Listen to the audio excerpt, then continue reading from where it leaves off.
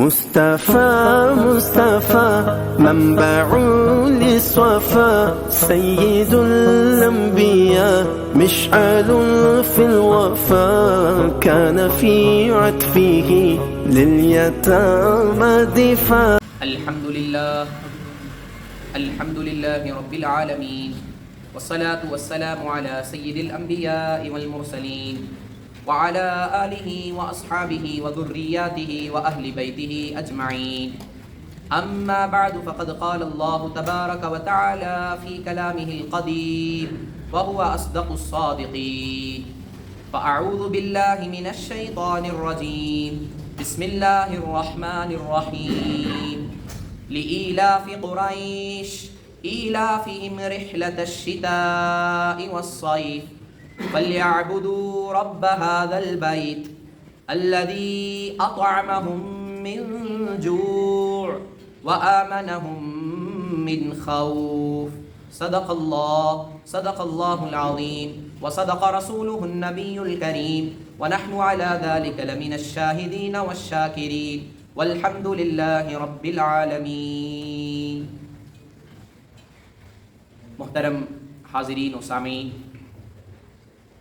اللہ تعالیٰ کا بھی انتہا فضل و کرم ہے، اس کا کروڑ احسان ہے کہ اللہ رب العزت نے ہم گناہگار بندوں کو اپنے پیارے حبیب جناب محمد الرسول اللہ صلی اللہ علیہ وسلم کی امت میں پیدا فرمایا اور ہمیں آپ کا امتی ہونے کا فخر اور شرف عطا فرمایا. انشاءاللہ آج آپ حضرات کے سامنے سورہ قریش کے تعلق سے چند باتیں عرض کروں گا. اللہ تعالیٰ کی بارگاہ میں دعا کرے اللہ تعالیٰ مجھے حق بولنے اور ہم تمام کو حق سمجھنے کی توفیق عطا فرمائے. وما توفیقی الا باللہ. آئیے سب سے پہلے عقیدت اور محبت کے ساتھ بارگاہ رسالت مآب صلی اللہ علیہ وسلم میں ہدیہ درود و سلام کا نذرانہ پیش کریں. اللہم صلی علی سیدنا محمد وعلی آل سیدنا محمد وبارک وسلم صلاۃ و سلاما علیک یا رسول اللہ صلی اللہ تعالی علیہ وسلم. محترم حضرات، اس مبارک سورت کا نام ہے قریش. قریش ایک قبیلے کا نام ہے. کئی خاندان مل کر ایک قبیلہ بنتا ہے، کئی قبیلے مل کر ایک قوم بنتی ہے. خاندان کو انگریزی زبان میں فیملی کہا جاتا ہے، قبیلے کو ٹرائب کہا جاتا ہے. تو کئی قبیلے ملیں گے تو ایک قوم بن جاتی ہے، جیسا کہ حضرت موسیٰ علیہ نبینا علیہ السلام کی قوم بنی اسرائیل کے کئی قبیلے تھے. تو یہ قبیلے کا نام ہے قریش، اور قریش اس قبیلے کا نام ہے کہ جس قبیلے میں ہمارے نبی جناب محمد الرسول اللہ صلی اللہ علیہ وآلہ وصحبہ وسلم کی ولادت مبارکہ ہوئی. اس قبیلے کے اس نام کے کئی وجوہات ہیں، کئی ریزنز ہیں. اس کا ایک ریزن یہ ہے کہ حضور اکرم نور مجسم صلی اللہ علیہ وسلم کے آباء و اجداد میں یعنی آپ کے خاندان میں ایک باکمال ہستی تھے جن کا نام تھا فہر بن مالک، اور ان کا لقب تھا قریش، اور ان کی اولاد قریشی اور قریش کہلاتی ہے. ان کا نام قریش اس لیے رکھا گیا کیونکہ یہ بڑے طاقتور، بڑے بہادر اور خداداد طاقت اپنے پاس رکھتے تھے. اور قریش جو ہے سمندری جانوروں میں سے ایک جانور کا نام ہے، اور وہ ایسا جانور ہے جو تمام جانوروں پر ہمیشہ فتح حاصل کرتا ہے، یعنی راغب ہو جاتا ہے، تمام جانوروں کو وہ کھا جاتا ہے. سب سے زیادہ طاقتور، سب سے زیادہ مضبوط سمندری جانوروں میں سے ایک جانور، اس کا نام ہے قریش. اور اسی مناسبت سے حضرت فہر بن مالک جو حضور علیہ السلام کے آباء و اجداد میں سے ہیں، تو آپ اللہ تعالیٰ کی دی ہوئی طاقت اور اپنی شجاعت کی بنا پر عرب کے دیگر تمام قبیلوں پر آپ غالب تھے. اسی لیے اہل عرب آپ کو قریش کہا کرتے، اور حضور اکرم صلی اللہ علیہ وآلہ وصحبہ وسلم اسی قبیلے سے پیدا ہوئے، اسی لیے اس قبیلے کو قریش کہا جاتا ہے. اور اس قبیلے میں سے ایک خاندان ہے جسے بنو ہاشم کہتے ہیں. تو حضور اکرم صلی اللہ علیہ وسلم بنو ہاشم سے پیدا ہوئے، اس خاندان سے آپ پیدا ہوئے، تو اس لحاظ سے ہمارے نبی قریشی بھی ہیں اور ہاشمی بھی ہیں. تو قرآن مجید میں کسی اور قبیلے کے نام سے سورہ اللہ تعالیٰ نے نازل نہیں فرمایا. یہ ایک ہی ایسا قبیلہ ہے کہ جس کے نام سے اللہ نے قرآن میں سورت کو نازل فرما دیا، اور اس سورت کو کہتے ہیں سورہ قریش. محترم حضرات، قریش کی بہت بڑی فضیلت ہے. قریش تمام قبیلوں پر ہمیشہ فضیلت رکھنے والے، جیسا کہ حدیث مبارکہ میں ہے، ہمارے نبی جناب محمد الرسول اللہ صلی اللہ علیہ وسلم ارشاد فرماتے ہیں، المستدرک للحاکم کی یہ حدیث ہے، آپ فرماتے ہیں کہ اللہ تعالیٰ نے 7 وجہ سے قریش کو فضیلت عطا فرمائی، دوسرے قبیلوں سے اس قبیلے کو اللہ نے جو اونچا مقام عطا کیا اس کی 7 وجوہات ہیں، 7 ریزنز ہیں۔ سب سے پہلی وجہ یہ ہے کہ میں قریش میں سے ہوں۔ حضور فرماتے ہیں سب سے پہلا ریزن اللہ تعالیٰ نے جو قریش کو اونچا مقام عطا کیا کہ اس کی وجہ یہ ہے کہ میں قریش میں سے ہوں۔ دوسری وجہ یہ ہے کہ نبوت انہی میں سے ہے، یعنی ہمارے نبی جناب محمد الرسول اللہ صلی اللہ علیہ وسلم اللہ کے آخری نبی، آخری پیغمبر اسی قبیلے سے جلوہ گر ہوئے۔ تیسری وجہ یہ ہے کہ حجابت ان میں ہے، یعنی ملک عرب میں ان کا مقام بڑا ہی اونچا، لوگوں پر روب و دبدبہ رکھنے والے، لوگ ان کی عزت کرنے والے، تو حجابت ان میں ہے۔ چوتھی وجہ یہ ہے کہ زمزم کا پانی پلانے پر وہ لوگ فائز تھے، یعنی زمانہ جاہلیت میں جو بھی حج کرنے کے لیے جاتا تو یہ قریش کے قبیلے والے جو لوگ تھے وہی لوگ حاجیوں کو زمزم کا پانی پلاتے، اور وہی لوگ اس منصب پر فائز تھے۔ اور 5ویں وجہ یہ بیان فرمائی کہ اصحاب الفیل، جو پچھلی صحبت میں ہم نے سورہ فیل کا ترجمہ اور تفسیر سنا کہ اللہ تعالیٰ نے ابرہا کے لشکر کو برباد کر دیا، ہلاک کر دیا، تو حضور اکرم صلی اللہ علیہ وسلم ارشاد فرماتے ہیں کہ قریش کا قبیلہ جو فضیلت رکھنے والا ہے، جو سب سے بڑی فضیلت کا حامل ہے تمام قبیلوں میں، اس کی ایک وجہ یہ ہے کہ اصحاب الفیل کے خلاف اللہ تعالیٰ نے ان کی مدد فرمائی، یعنی ابرہا کے لشکر کو اللہ نے ہلاک کیا۔ اس کی وجہ یہ ہے کہ اللہ تعالیٰ قریش کی عزت کو بڑھائے، قریش کی عزت کو بڑھانے کے لیے، قریش کو باقی رکھنے کے لیے اللہ تعالیٰ نے ابرہا کے لشکر کو ہلاک کر دیا۔ چھٹی وجہ یہ ہے کہ انہوں نے 10 سال اللہ تعالیٰ کی عبادت کی کہ اس وقت ان کے علاوہ اور کوئی عبادت نہیں کرتا تھا، یعنی حضور اکرم صلی اللہ علیہ وسلم نے جیسے ہی نبوت کا اعلان کیا تو سب سے پہلے آپ کے خاندان والے صحابہ آپ پر اسلام قبول کر کے اللہ کی عبادت کرتے رہے، تو 10 سال اللہ تعالیٰ کی عبادت کرنے والے قریشی لوگ تھے، ان کے علاوہ کوئی اور نہیں تھا۔ 7ویں وجہ یہ ہے کہ اللہ تعالیٰ نے ان کے متعلق قرآن میں ایک سورت نازل کر دی، پھر اس کے بعد حضور علیہ الصلاۃ والسلام نے اس سورت کی تلاوت فرمائی۔ امام حاکم فرماتے ہیں کہ یہ حدیث کی سند جو ہے صحیح ہے۔ تو محترم حضرات، پچھلی صحبت میں جو ہم نے سورہ فیل کا ترجمہ اور تفسیر سنا کہ اللہ تعالیٰ نے کعبے کو ڈھانے کی نیت سے آنے والا یمن سے بادشاہ ابرہا، اللہ تعالیٰ نے ابرہا اور اس کے لشکر کو ہلاک کر دیا۔ اس کی وجہ مفسرین ایک بیان یہ فرماتے ہیں کہ اللہ نے انہیں ہلاک اس لیے کیا تاکہ قریش باقی رہیں۔ کسی نے سوال کیا، ایک سوال پیدا ہوتا ہے کہ اللہ نے انہیں ہلاک کیا ان کے کفر کی وجہ سے، تو ان کے کفر کی وجہ سے اللہ نے انہیں ہلاک کیا، اگر یہ سوال کرے تو اس کا جواب مفسرین یہ فرماتے ہیں کہ اگر کفر کی وجہ سے اگر انہیں اللہ نے ہلاک کیا تو سب کافروں کو اللہ ہلاک کر دینا تھا۔ یقیناً اللہ تعالیٰ ان کے کفر کی سزا آخرت میں اللہ نے تیار کر رکھی ہے، اللہ تعالیٰ ان کے کفر کی سزا انہیں آخرت میں دے گا ضرور، لیکن دنیا میں جو اللہ نے انہیں ہلاک کیا اس کی وجہ یہ ہے کہ تاکہ اللہ انہیں ہلاک کر کے قبیلہ قریش کو باقی رکھے، ان کی عزت افزائی کے لیے اللہ تعالیٰ نے ابرہا کے لشکر کو ہلاک کر دیا۔ محترم حضرات، ملک عرب میں بہت سے قبیلے تھے، بہت سے ٹرائبز تھے۔ اللہ تبارک و تعالیٰ نے ملک عرب میں جو مقام، جو عزت، جو مرتبہ قبیلہ قریش کو اللہ نے عطا فرمایا، کسی اور قبیلے کو اللہ وہ مرتبہ نہیں عطا فرمایا۔ زمانے جاہلیت میں ملک عرب میں لوگ سفر کرنا بڑا دشوار ہوتا، کیونکہ اس زمانے میں اگر کوئی ایک شخص بھی تنہا سفر کرتا تو راستے میں قتل و غارت گیری عام تھی، ڈاکہ زنی عام تھی، مسافروں کو لوٹ لیا جاتا تھا، اگر کوئی تنہا سفر کرتا تو اسے مار دیا جاتا، اگر کوئی قبیلہ ایک قافلہ بھی نکلتا تو بسا اوقات ایسا ہوتا کہ سارا قافلہ قتل کر دیا جاتا، ان پر ڈاکہ ڈال دیا جاتا، یہ دیگر قبائل کے ساتھ اس طرح سلوک کیا جاتا۔ لیکن جب یہ قبیلہ جو قبیلہ قریش ہے، جس قبیلے سے ہمارے نبی کا تعلق ہے، جب یہ قبیلہ سفر کے لیے جاتا، جب یہ قبیلہ تجارت کرنے کے لیے دور دراز کا سفر کرتا تو کوئی قبیلہ ان پر حملہ نہیں کرتا، اس کی وجہ یہ ہے کہ کیونکہ یہ لوگ کعبے کے پاسبان تھے، کعبے کی چابیاں ان کے ہاتھ میں تھی، لوگ انہیں اہل حرم کہتے تھے، اور اللہ تعالیٰ نے ان کو اتنا اونچا مقام عطا کیا حضور اکرم صلی اللہ علیہ وسلم کے صدقے میں کہ جب بھی یہ تجارت کی غرض سے دوسرے ملک کا سفر کرتے تو لوگ ان پر کوئی حملہ نہیں کرتے، بلکہ لوگ ان کی عزت افزائی کرتے، کیونکہ یہ اہل حرم سے تعلق رکھنے والے تھے۔ تو محترم حضرات، اسی لیے اللہ تعالیٰ نے اتنا اونچا مقام قریش کو عطا فرمایا۔ یہ ہے قبیلہ قریش۔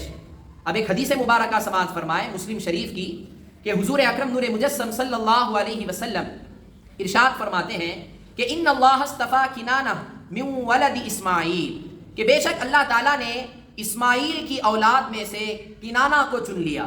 پھر اس کے بعد فرمایا واصطفیٰ قریشا من کنانہ، کہ اللہ تعالیٰ نے کنانہ میں سے قریش کو چن لیا، قریش کو سیلیکٹ کر لیا۔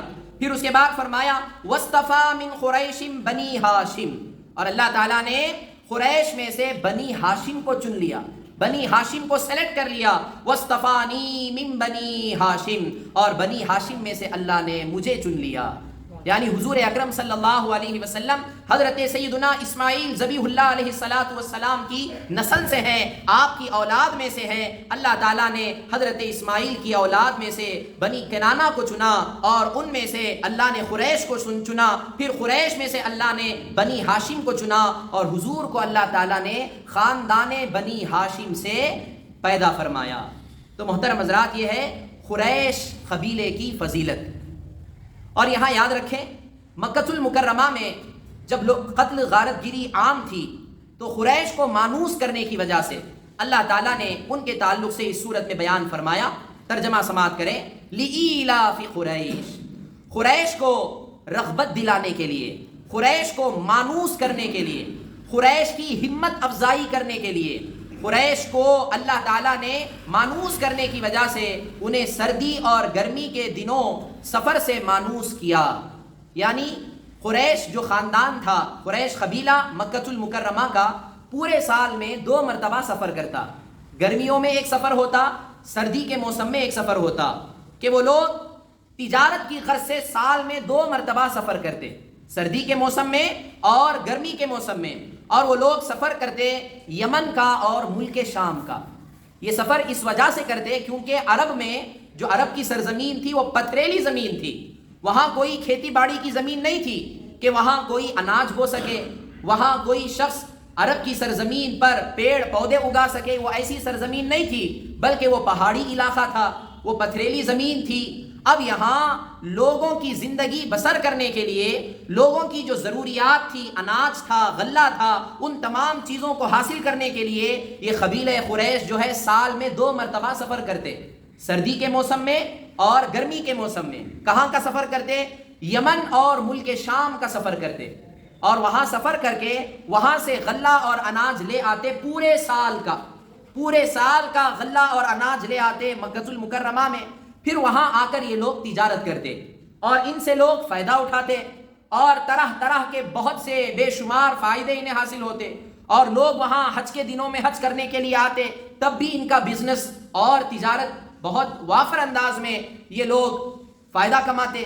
تو اللہ تعالیٰ نے قریش کے قبیلے کو اتنی بڑی اعزاز، اتنی بڑی عزت بخشی۔ اللہ تعالیٰ نے فرمایا لِإِيلَافِ قریش، قریش کو مانوس کرنے کی وجہ سے، قریش کو رغبت دلانے کے لیے انہیں سردی اور گرمی کے دنوں میں سفر سے اللہ نے مانوس کیا۔ یعنی دوسرے قبیلے اگر سفر کرتے تو انہیں یہ خوف لاحق ہوتا کہ راستے میں انہیں کوئی لوٹ لیتا، کوئی انہیں قتل کر دیتا، کوئی انہیں ہڑپ لیتا، کوئی ڈاکہ ڈال دیتا، لیکن قریش قبیلے کے ساتھ ایسا سلوک نہیں کیا جاتا تھا۔ تو اللہ تعالیٰ نے فرمایا کہ جب اللہ نے تمہیں اتنی بڑی عزت بخشی، جب اللہ تعالیٰ نے تمہیں اتنا مقام عطا کیا اے قبیلہ قریش، یہ مقام ملنے کے بعد تمہیں چاہیے فَلْيَعْبُدُوا رَبَّ هَذَا الْبَيْتِ، اے قریش اب تمہیں چاہیے کہ تم اس گھر کے رب کی عبادت کرو۔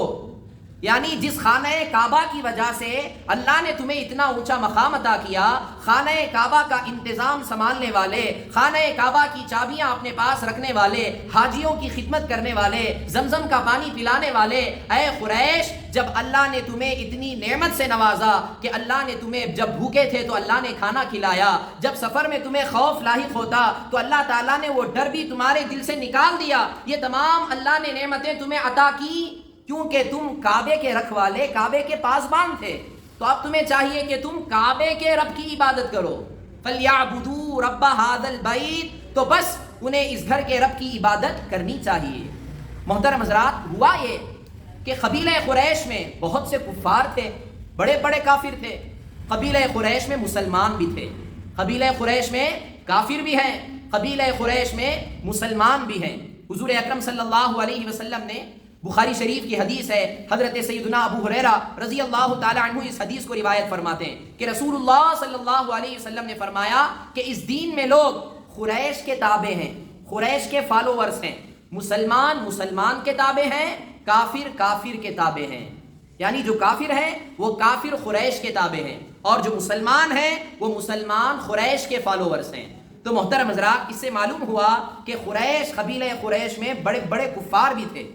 تو اللہ تعالیٰ نے ان سے فرمایا کہ اے قبیلہ قریش، جب اللہ نے تمہیں اتنا اونچا مقام عطا کیا تو تمہیں تو چاہیے تو یہ تھا کہ تم کعبے کے رب کی عبادت کرتے، لیکن تمہاری حالت یہ ہے کہ تم اس رب کی عبادت کرنے کے بجائے کعبے میں تم نے بڑے بڑے بت رکھے، 360 بت رکھ کے تم ان کی عبادت کرتے ہو، اللہ کی عبادت میں ان کو شریک ٹھہراتے ہو، حالانکہ تم پر نعمتوں کی برسات عطا کرنے والی ذات اللہ کی ذات ہے، یہ بتوں کی ذات نہیں ہے۔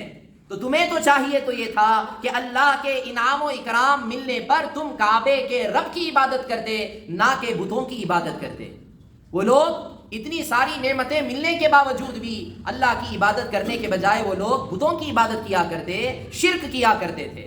حالانکہ ان کے اطراف و اکناف میں ایسے لوگ ہمیشہ لوٹ لیا جاتے تھے، لیکن اللہ تعالیٰ نے انہیں یہ اعزاز عطا فرمایا کہ اللہ نے انہیں بھوک میں کھانا کھلایا، اللہ نے انہیں خوف سے امن بخشا، اس کے باوجود بھی وہ اللہ کی عبادت نہیں کرتے۔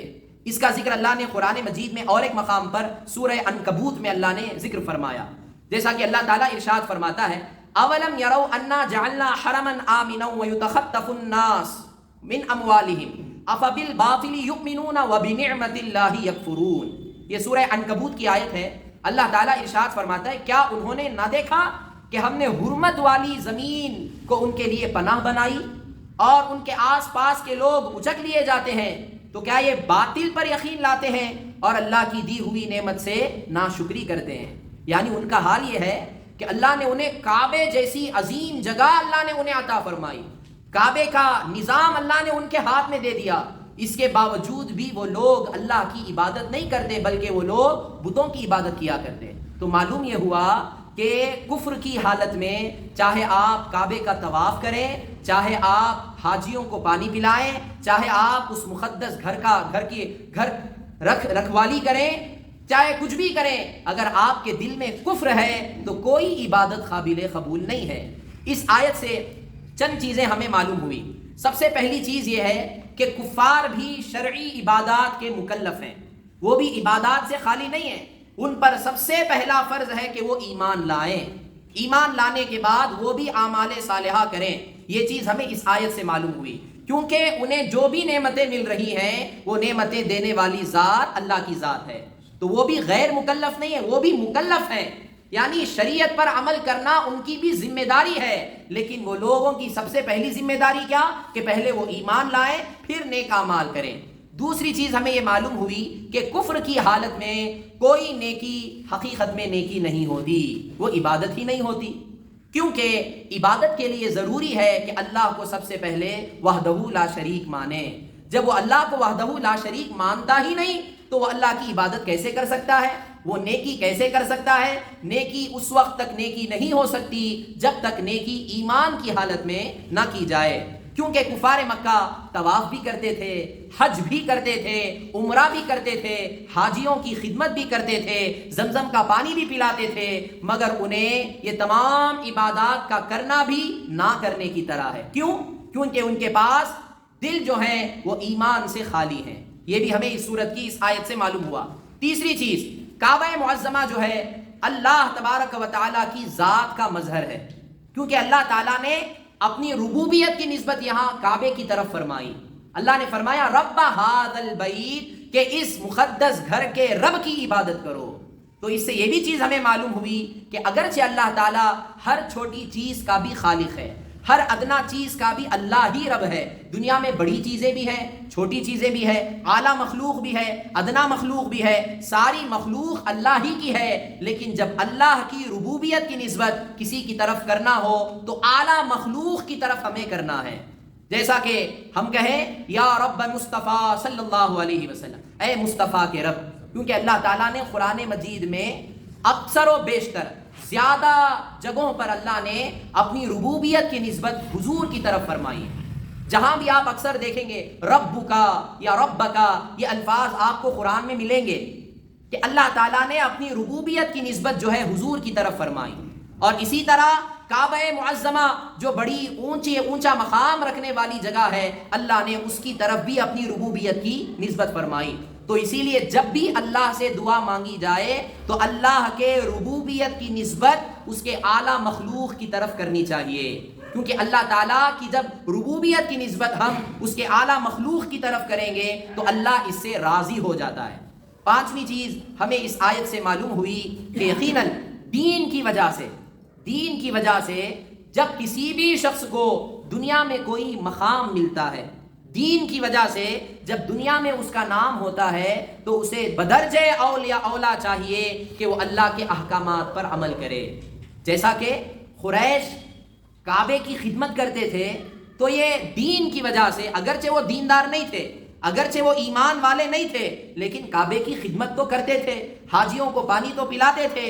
تو اللہ نے اس کی وجہ سے انہیں عزت عطا فرمائی، اس کی وجہ سے اللہ نے ان کی حفاظت فرمائی، اس کی وجہ سے اللہ نے انہیں ڈاکہ زنی سے، قتل و غارت گیری سے اللہ نے ان کی حفاظت فرمائی. تو اب انہیں چاہیے کہ جب اللہ نے انہیں ان کے نسبت کی وجہ سے اللہ نے ان کی حفاظت کی تو انہیں بدرجہ اولا اللہ کے احکامات پر عمل کرنا چاہیے. مثال کے طور پر ایک عالم شخص ہے، عالم دین ہے، عالم دین کی جو بھی عزت کرتے ہیں اس کے دین کی وجہ سے کرتے ہیں. دنیا میں جو بھی اسے عزت، جو بھی اسے شہرت عطا کی جاتی ہے اللہ تعالیٰ کی طرف سے، لوگ اس کی ریسپیکٹ کرتے ہیں، وہ کس وجہ سے کرتے ہیں؟ کیونکہ ان کے پاس علم دین ہے، وہ دین کے علوم سے واقف ہیں، وہ دین کا علم رکھتے ہیں، وہ صحیح راستہ بتلاتے ہیں، اس وجہ سے لوگ ان کی تعظیم کرتے ہیں. تو دین کی وجہ سے انہیں شہرت ملی، دین کی وجہ سے انہیں ریسپیکٹ ملی. تو اب انہیں چاہیے کہ وہ اللہ کے احکام پر دوسروں کے مقابلے میں، دوسرے لوگوں کے مقابلے میں اللہ کے احکام پر بڑے استقامت کے ساتھ، مضبوطی کے ساتھ عمل کریں. جیسا کہ اگر کوئی شخص، عام شخص ہے، اگر وہ شراب پیے تو وہ بھی گناہ کبیرہ ہے. ایک عالم ہو کر خدا نہ کرے العیاذ باللہ اگر وہ شراب پیے تو یقیناً یہ بھی گناہ کبیرہ کر رہا ہے، عام آدمی بھی، اور ایک عالم دین بھی گناہ کبیرہ کر رہا ہے. لیکن جب آپ انصاف کے ساتھ دیکھیں تو اس پر اتنی توجہ نہیں دی جاتی. جب ایک عالم ہو کر گناہ کبیرہ کر رہا ہوتا ہے تو اس کے اوپر سخت عذاب ہوگا، کیونکہ احادیث مبارکہ میں ہے کہ قیامت کے دن جب سارا حساب و کتاب ہو جائے گا تو سب سے پہلے جہنم کی آگ جو بھڑکائی جائے گی وہ عالم دین سے بھڑکائی جائے گی، کیونکہ وہ عالم تو ہے لیکن اپنے علم پر عمل نہیں کیا. علم حاصل کرنے کے باوجود بھی، حلال و حرام کا علم رکھنے کے باوجود بھی اس نے حلال و حرام کی تمیز نہیں کی. وہ شراب نوشی کرتا رہا، اللہ کی نافرمانی کرتا رہا. علم تو تھا، علم کے مطابق عمل نہیں تھا، نہ خدا کا خوف تھا. تو اس وجہ سے سب سے پہلے جہنم کی جو آگ بھڑکائی جائے گی وہ عالم کے ذریعے بھڑکائی جائے گی. تو اسی لیے اس آیت سے ہمیں کیا معلوم ہوا؟ دین کی وجہ سے جو ہمیں مقام ملا تو اس بنا پر ہمیں اور زیادہ اللہ کے احکامات پر عمل کرنا ہے. اور ایک مثال سن لیں کہ لوگوں میں اگر مشہور ہو جائے کہ فلاں آدمی بڑا نمازی ہے، بڑا دیندار ہے، حضور کی سنتوں پر عمل کرتا ہے، اللہ کے احکامات کے خلاف ذرہ برابر بھی نہیں چلتا، ایسے آدمی کو بھی چاہیے کہ واقعی استقامت کے ساتھ پوری زندگی اسی پر عمل کرتا رہے. تو یہ تمام چیزیں ہمیں اس آیت سے معلوم ہوئی. پھر اس کے بعد اللہ تعالیٰ نے فرمایا الذی اطعمہم من جوع وآمنہم من خوف، کہ جس نے انہیں بھوک میں کھانا دیا اور انہیں خوف سے امن دیا کہ یقیناً اللہ تعالیٰ نے ملک عرب میں وہاں کے لوگوں کو، کیونکہ اناج کا ذریعہ نہیں تھا، آمدنی کا ذریعہ نہیں تھا، انکم کا ذریعہ نہیں تھا، اللہ تعالیٰ نے سفر کو ان کے لیے آسان کر کے اللہ نے انہیں روزی کا ذریعہ بھی دے دیا، اللہ تعالیٰ نے انہیں دشمن کے خوف سے بھی اللہ نے انہیں نجات عطا فرما دی۔ یہ اللہ تعالیٰ کا بہت بڑا فضل ہے ان لوگوں پر۔ حضرات بظاہر یہ صورت، یہ احکامات ہمیں یہ سمجھ میں آتے ہیں کہ یہ قریش کے ساتھ خاص ہے، ایسا نہیں ہے۔ یہ احکامات قرآن قریش کی طرف منسوب ہے یہ صورت، لیکن اس کے احکامات قیامت تک آنے والے ہر مسلمان پر لازم و ضروری ہے۔ ایسا نہیں کہ اللہ کی نعمت کے ملنے پر صرف قریش کے لیے یہ عمل خاص ہے، ایسا نہیں ہے، بلکہ اس پر عمل کرنا ہر مسلمان کے لیے، ہر دیندار کے لیے نہایت ضروری ہے۔ محترم حضرات، اس سورت کی آخری آیت میں دو چیزوں کا ذکر کیا گیا، بھوک اور خوف۔ بھوک کی حالت میں کھانا دیا جاتا ہے، خوف کی حالت میں امن کا ذکر کیا جاتا ہے، امن دینے کا ذکر کیا جاتا ہے۔ یہ دو چیزیں بڑی اہمیت کی حامل ہیں، یاد رکھیں۔ مفسرین فرماتے ہیں بھوک جسے ہنگر کہا جاتا ہے انگریزی زبان میں، اور ایک ہے خوف جسے انگریزی زبان میں فیئر کہا جاتا ہے، ڈرنا، کسی سے ڈر جانا۔ تو یہ دونوں چیزیں ایسی اہمیت کی حامل ہیں کہ بھوک اور خوف یہ دونوں ایسی چیزیں ہیں جو معاشرے میں گناہوں کا سبب بنتی ہیں۔ انسان گناہ کرتا ہے بھوک کی وجہ سے یا خوف کی وجہ سے۔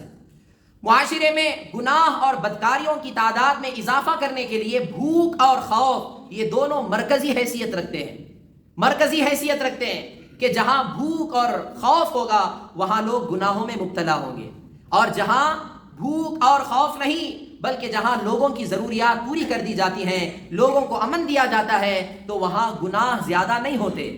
یہ ایک قدرت کا نظام ہے۔ اسی لیے یاد رکھیں، سارے مذاہب آپ دیکھ لیں، مذہب اسلام ایک ایسا واحد مذہب ہے جہاں بھوکوں کا بھی خیال رکھا جاتا ہے، جہاں خوف زدہ لوگوں کا بھی خیال رکھا جاتا ہے، کیونکہ خوف اور بھوک انسان کو گناہ کرنے پر مجبور کر دیتی ہے کہ جب انسان بھوک سے برداشت نہیں کر پاتا اپنے آپ کو، جب بھوک سے باہر آ جاتا ہے، جب ڈر کی وجہ سے انسان اپنے آپے سے باہر ہو جاتا ہے، تو انسان کیا کرتا ہے؟ گناہ کرنے پر مجبور ہو جاتا ہے، وہ اپنے آپ کو گناہ میں ملوث کر دیتا ہے۔ لیکن اللہ تعالیٰ نے مذہب اسلام کو ایسا پاک و صاف مذہب بنایا کہ اس کے جیسا کوئی مذہب نہیں، کہ اللہ تعالیٰ نے مذہب اسلام کو ایسا مذہب بنایا کہ جو اس کے بڑے بڑے مالدار ہیں اللہ نے ان پر زکوٰۃ کو فرض قرار دے دیا، اللہ تعالیٰ نے دیگر مقامات پر صدقات دینے کا حکم دے دیا، تاکہ جب مذہب اسلام کے مالدار زکوٰۃ نکالیں گے، مذہب اسلام کے بڑے بڑے مالدار جب اپنے صدقات نکالیں گے تو لوگوں کی بھوک بھی ختم ہو جائے گی، لوگوں کے دلوں سے خوف بھی نکل جائے گا۔ کہ جب بھوک اور خوف یہ دونوں چیزیں انسان سے نکل جائے گی تو وہاں کیا ہوگا؟ امن ہی امن ہوگا، وہاں چین ہی چین ہوگا۔ جہاں امن اور چین ہوتا ہے وہاں اللہ کی نافرمانی نہیں ہوتی، وہاں لوگ غلط کام نہیں کرتے۔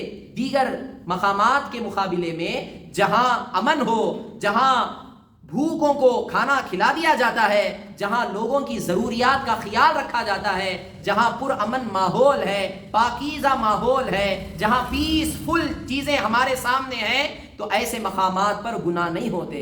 تو اللہ تعالیٰ کا بے انتہا فضل و کرم یہ ہے کہ اللہ تعالیٰ نے ہمیں مذہب اسلام میں پیدا فرمایا۔ تو محترم حضرات، یہ رہا اس سورت کا مختصر سا تعارف۔ اس پر غور کریں تو بڑی آسانی سے یہ سورت سمجھ میں آئے گی۔ تو آئیے پھر سے ایک بار اس کا ترجمہ سن لیں۔ اللہ تعالیٰ نے فرمایا لِإِيلَافِ قُرَيْشٍ، قریش کو مانوس کرنے کی وجہ سے، انہیں رغبت دلانے کے لیے، انہیں ابھارنے کے لیے، إِيلَافِهِمْ رِحْلَةَ الشِّتَاءِ وَالصَّيْفِ، کہ انہیں سردی اور گرمی کے دونوں سفروں سے مانوس کر دیا گیا، یعنی انہیں واضح طور پر امن کے ساتھ انہیں یہ اللہ تعالیٰ نے اجازت دے دی کہ آپ وہ سفر کریں، سردی کے موسم میں ہو یا گرمی کے موسم میں ہو، انہیں کسی دشمن کا خوف نہیں ہے۔ فَلْيَعْبُدُوا رَبَّ هَذَا الْبَيْتِ، جب اللہ نے انہیں اتنی نعمتیں دے دی ہیں تو انہیں چاہیے کہ اس کے گھر کے رب کی عبادت کریں، یعنی کعبۃ اللہ کے رب کی عبادت کریں، نہ کہ بتوں کی عبادت کریں۔ الذی اطعمہم من جوع وآمنہم من خوف، کہ اللہ کی ذات وہ ذات ہے کہ جس نے انہیں بھوک میں کھانا دیا اور انہیں خوف سے امن بخشا، کہ اللہ تعالیٰ نے انہیں فیئر سے، اللہ نے انہیں پیسفل مقام اللہ نے انہیں عطا فرمایا۔ تو اللہ تعالیٰ کی بارگاہ میں دعا کریں اللہ تعالیٰ ہم تمام کو صحیح معنوں میں اس صورت کو سمجھنے کی توفیق عطا فرمائے. اللہ سبحانہ و تعالیٰ کما حقہ ہمیں اس کی عبادت کرنے اور اس کی نعمتوں پر شکر بجا لانے کی اللہ ہمیں توفیق عطا فرمائے. اللہ تعالیٰ ہمیں اس کے شکر گزار بندوں میں شامل فرمائے. ناشکروں سے اللہ تعالیٰ ہم تمام کی حفاظت فرمائے. آمین. وآخر دعوانا